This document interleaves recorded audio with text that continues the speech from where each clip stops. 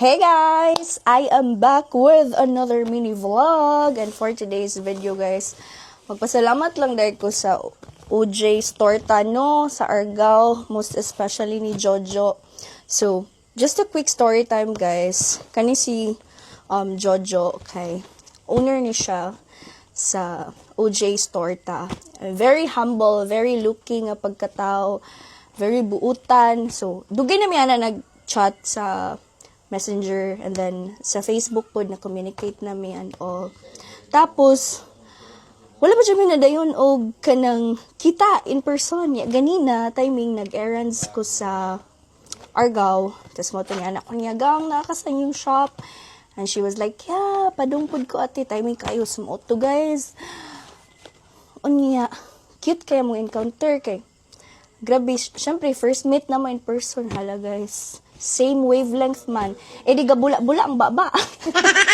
Sumotor siya. Grabe, murag, di na ko niya paulion. Charot lang. Murag, gamay na lang kuwang, guys. Adto na ko manihapon, adto na ko matug sa ilahang store. Bitaw, guys, mag-thank you lang dahil ko sa OJ's Torta, most especially to Jojo.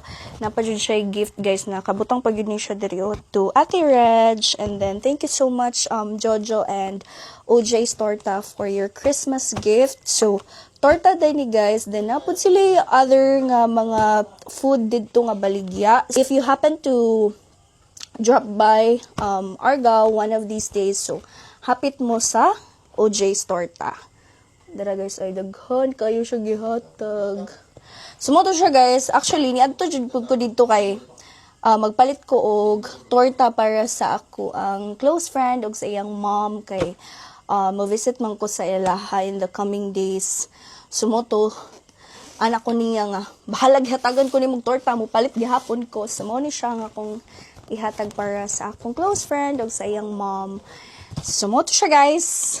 Moto siya akong chika for today's video. And yeah, see you on the next vlog. Bye! Amping!